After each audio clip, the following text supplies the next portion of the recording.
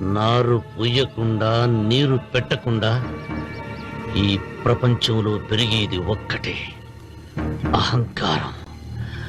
అది నా సొంతం. మనోజ్, నువ్వు నా బిడ్డవి. నిన్ను ఎలా పెంచానురా నేను? అందరికంటే నిన్నే గారాభంగా పెంచానురా. నా బంగారు కదా.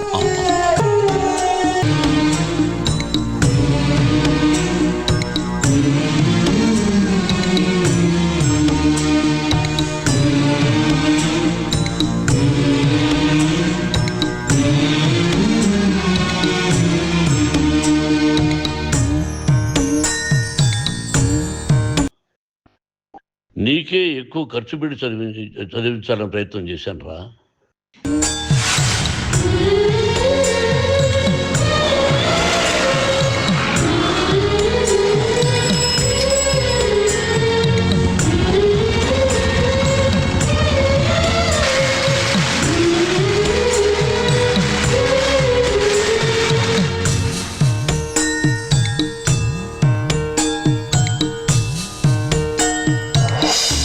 నువ్వు ఏది అడిగినా నేను నీకు ఇచ్చాను రా.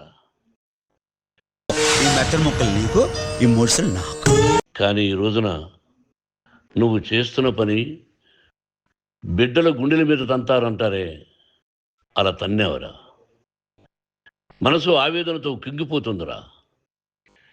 నేను మీ అమ్మ ఏడ్చుకుంటున్నావురా.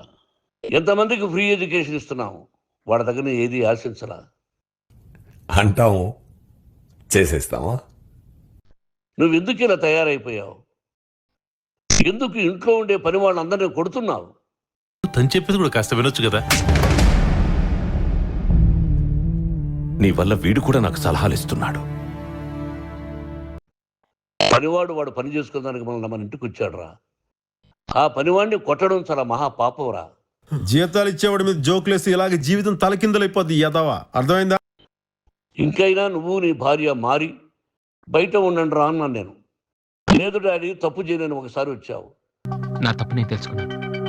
నా కళ్ళు తెరుచుకున్నాయి. అదేంట్రా పరాయి వాళ్ళలాగా అక్కడే నించున్నావు? లోపలికి రా బాబు. లేదమ్మా, నాన్నగారి పర్మిషన్ లేకుండా రాను. మళ్ళీ తప్పు చేశావు. మళ్ళీ చెప్తున్నా, Mohan Babu university is greater than temples. Greater than temples. బతకలేని పడి పొంతులని పోగేసి వ్యాపారం మొదలుపెట్టిందే నేను. ఫ్యూచర్లో ఇది ఇంకా పెద్ద వ్యాపారం అవుతుంది. ఈరోజు ఇంటర్ ఫస్ట్ ఇయర్ సెకండ్ ఇయర్కి వసూలు చేసే ఫీజుల కంటే ఎక్కువ ఫీజులు ఎల్కేజీ యూకేజీ క్లాసులకి వసూలు చేసే రోజులు వస్తాయి. మన కంటికి కనపడేది త్రిపాఠి ఒక్కడే, కానీ తనలాంటి వాళ్ళు ఈ దేశంలో చాలా మంది ఉన్నారు. బిడ్డలను కాలేజీలో చేర్చుకునే ముందు చెప్తారు, అన్నయ్య ఎంత ఉంది యూనివర్సిటీ రూల్స్, ఇది మా పద్ధతి, మీకు ఇష్టమైతే చేర్చండి. నువ్వు చదివే చదువుకి, నీకు వచ్చే మార్కులకి ఇంజనీరింగ్ సీట్ ఎలాగో రాదు. కొనాలి కదా, అంటే అమ్మాలి కదా. రేపు వెళ్ళి షాప్ మొత్తం ఖాళీ చేయొచ్చు. అదే లోయర్ మిడిల్ క్లాస్ తల్లిదండ్రులు పిల్లల్ని ఒక ప్రైవేట్ జూనియర్ కాలేజీలో చదివించాలంటే నెలకొకసారి రక్తం కూడా అమ్మాలి సార్. ఇంకెంతకాలం తాగుతారు సార్? క్వాలిటీ ఆఫ్ ఎడ్యుకేషన్ కావాలంటే కాసులు ఖర్చు పెట్టాలి. త్రిపాఠి లోగో ఎక్కడెందుకుందో తెలుసా? ఇది డబ్బుండే place. Zero fees zero education, more fees more education, ఇదేరా ఇప్పుడు trend. Inter plus EAMCET 25,000 rupees, inter plus IIT 45,000 rupees, ఇదేరా లెక్క. డబ్బులున్నవాడు ఈ లెక్కని కొంటాడు, తక్కువ ఉన్నవాడు అప్పు చేసైనా కడతాడు. గవర్నమెంట్ బిడ్డల్ని గవర్నమెంట్ ఏమిస్తుందో ఇంత పర్సంటేజీ వాళ్ళకు కూడా మీ దగ్గర ఎందుకు డబ్బు తీసుకుంటున్నావు అంటే దానికి అర్థం పరమార్థం చెప్పాము. మరి లేని వాడి సంగతి ఏంటి సార్? ఆ దిక్కుమాల కోసమే ఈ గవర్నమెంట్ కాలేజీలు ఉంది చూడు. వాళ్ళకి పెద్ద పెద్ద ఆశలే ఉండవురా. దొంగతనంగా తీసుకోలేదు, ప్రతిదానికి చెక్కులు ఉన్నాయి, అది అకౌంట్ ఉంది. దానిలో తప్పులు జరిగితే డిపార్ట్మెంట్ ఉంది.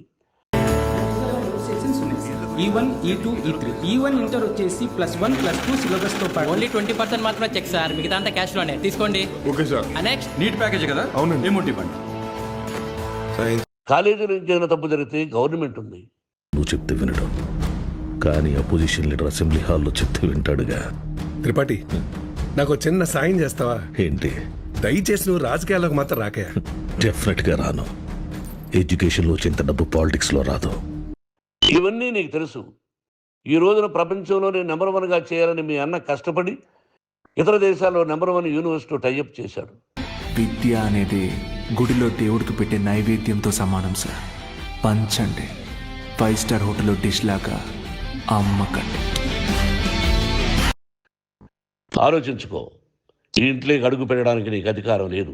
ఈ జీవితం నీ ఇష్టం కావచ్చు, కానీ అది మాతో కలిసి బతకాలా విడిపోయి ఉండాలా అనేది నా ఇష్టం. నీకు 5 నిమిషాలు టైం ఇస్తున్నాను, బాగా ఆలోచించుకో. నేను చెప్పిన మాట వింటావో, కానీ ఈసారి బయటికి వెళ్తే మళ్ళీ లైఫ్ లో ఈ ఇంట్లోకి రాలేవు. ఏమండి 5 మినిట్స్. మద్రాసుకు వెళ్ళి వీధుల్లో అడుగు తిన్నాను రా. ఒక పూట కూడా భోజనం లేకుండా అడుగు తిన్నాను రా.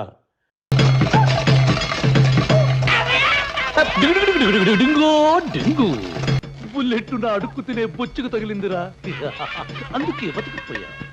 న్యాయంగా మోహన్ బాబు తిడతాడు కొడతాడంటారు కానీ మోసగడం లేదరా.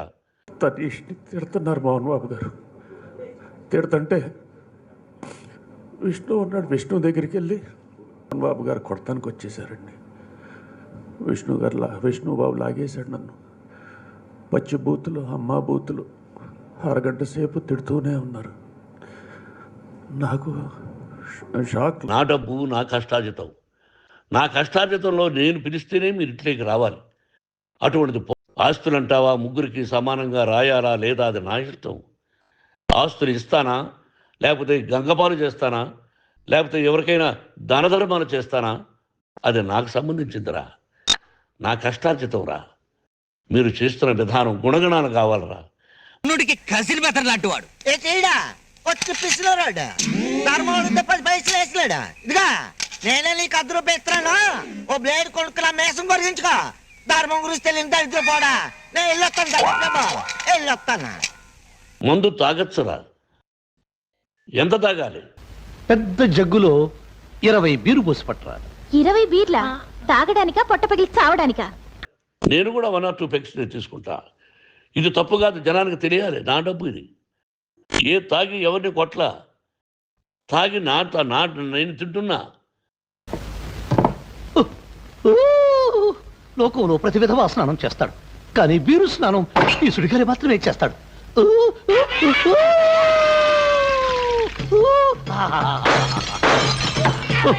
సమ్మగా ఉంది, సమ్మగా.